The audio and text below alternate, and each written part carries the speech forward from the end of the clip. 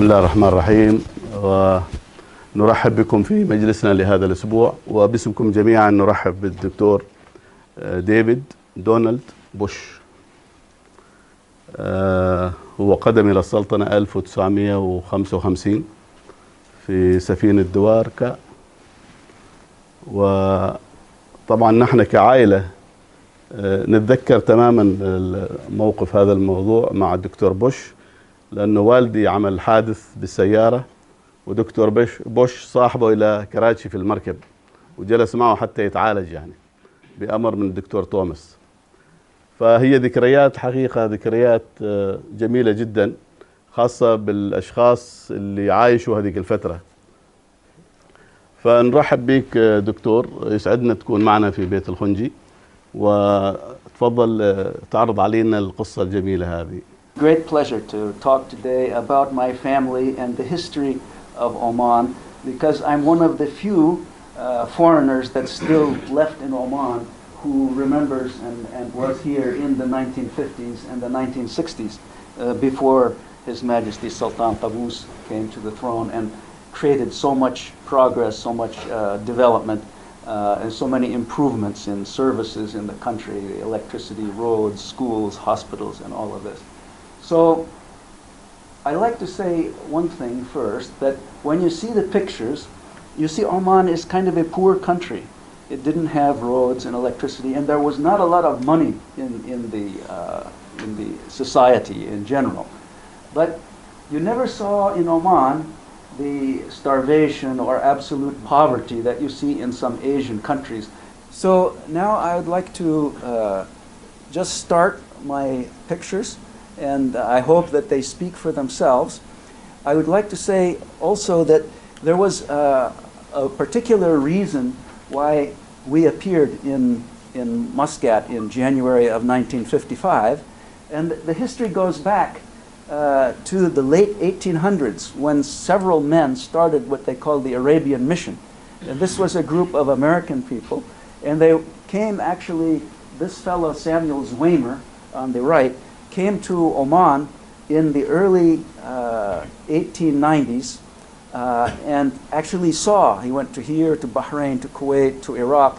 He saw that what the people actually needed was medical help and schools. And so by even the early 1900s, they already had, for example, Dr. Tomes, the father of Dr. Wells Tomes, started the Bahrain Hospital in 1905, 1906. So they were already starting to build things and schools in the Gulf. And by the time that I came in 1955, there were 5 different mission stations. We were first in the one in Amara in Iraq along the Tigris River. Then they had one in Basra, one in Kuwait, one in Bahrain, and the southernmost was in Muscat. This is a picture of me, my sister, and my brother when we got on the ship. I think they call it the Dwarka, the British India line, in Basra. We first took a car from Amara to Basra, and then from there we went to Kuwait, stopped in Bahrain, and eventually ended up in Muscat. When you arrive in Muscat, first in Bahrain, we look and see out the porthole, you could see all the small boats coming. Arriving in Muscat, it looked like this. This is my father's face and elbow ahead of me, and these were the people, and this was the Muscat harbor that you can see in the far distance. The boat will anchor way out there, about a mile almost offshore, and then you have to, we would see the houris, the men with the fishermen would come and try and sell the seashells to the passengers on the boat. And then you have to climb down the steps of the boat, and you would reach this into a small boat, and then you would, this is the boat that we came in behind us. And this is me with my hat. I always wear a white sailor hat in those days. This is Dr. Wells Tomes, who was famous throughout Oman. And he met us, and he was so happy to see us because now he had a surgeon to join the hospital and share all the work. We landed here near in the customs area, and everybody took your suitcases and trunks out of the small boat, and they throw it in a Land Rover or Land Cruiser. I think it was in those days a Land Rover. There was no Land Cruiser, and went from there to Matrah, where we lived. And here you see the old hospital on the left, and the house where we lived We lived downstairs, and Dr. Tomes lived upstairs. And then this is the compound for the dangerous or communicable diseases, tuberculosis and leprosy over here to the right. You notice several things here. First, there's a lot of barastis in the foreground here, and no longer are those there.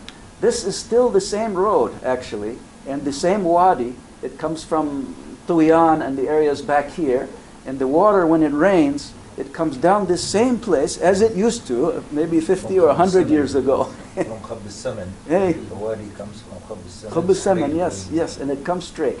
And you see these big trucks here. About 2 months after we reached here in January, there was a big rainstorm. And we were little kids, and everybody, we ran outside and we played in the rain, you know, like this, and jump and jump. And then the wadis start to run, and we see the wadi filling with water, and we ran up to the roof here, and we're looking down to see. And the wadi got very big, so big that actually it started to wash away these houses, these barastis right here that were on the edge of the wadi. It would take them and just take them down to the sea. And even one of these Bedford trucks, somebody left this big, huge truck in the road by mistake, and it was pushed all the way down through the souk. And the next morning we see it, and it was in the middle of Matra Harbor. Just the top part of the cab was sticking out of the water. So the force of the water was really amazing. It was still, in those days, no electricity, and so it means no air conditioning. And we built a thing like this on the roof. It's a cage.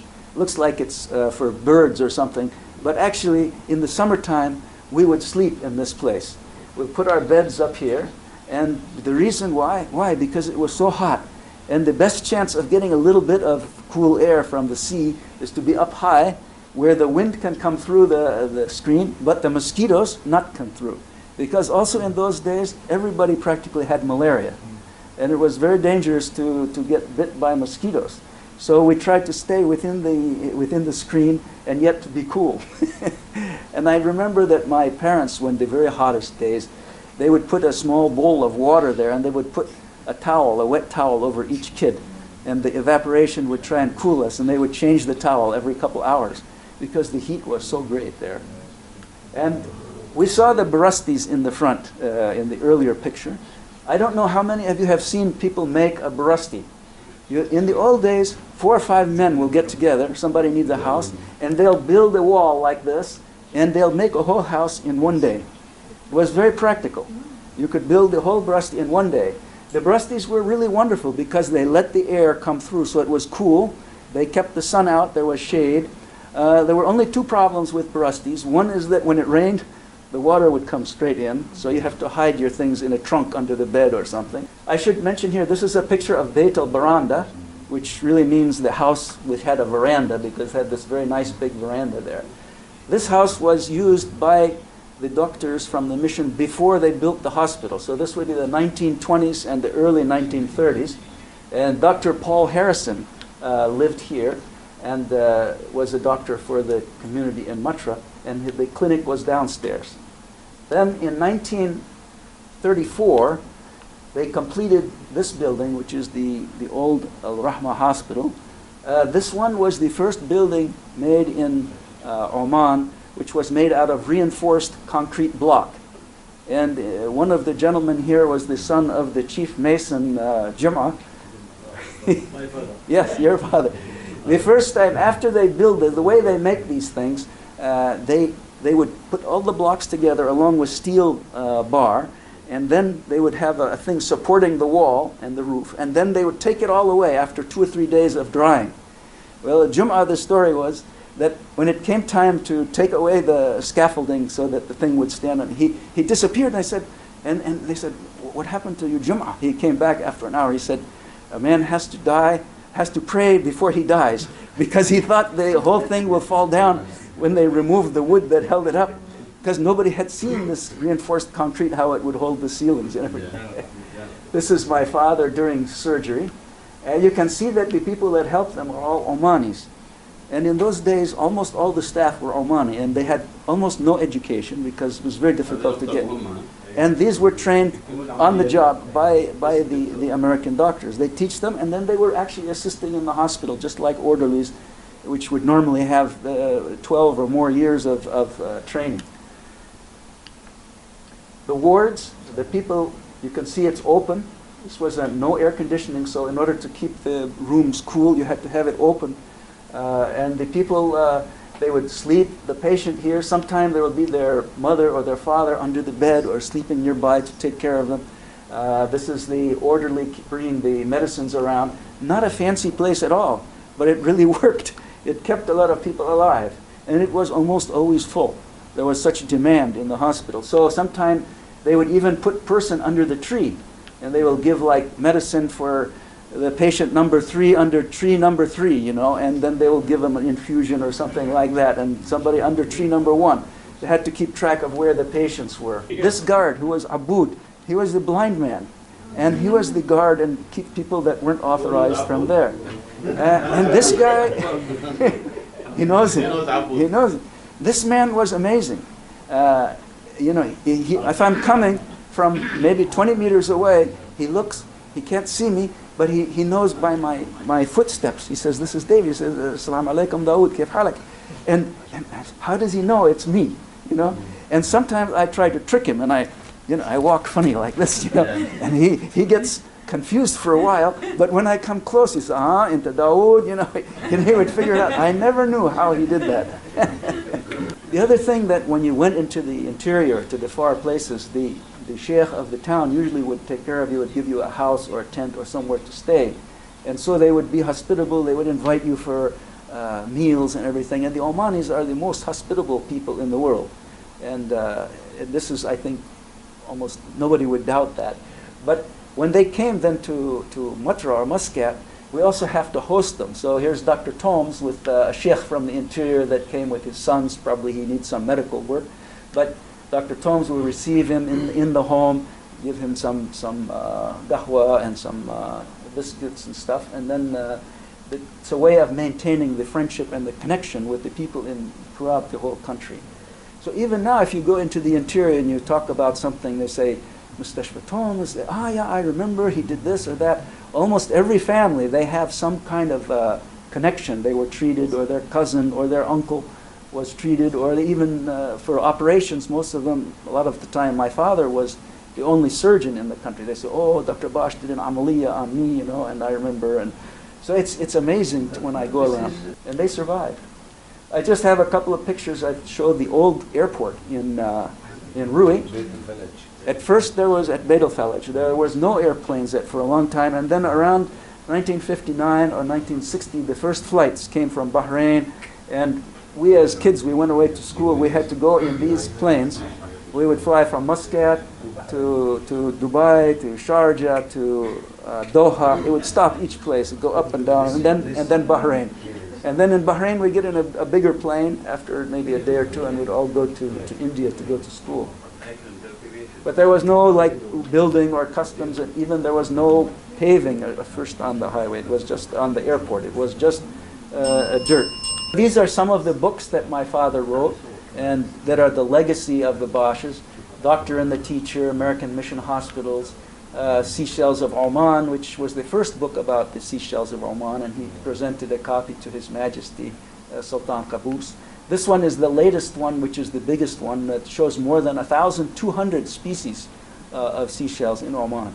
And now even more people are finding more, because in science you always can find new species. But most of them probably are found now by my father and the people that helped him.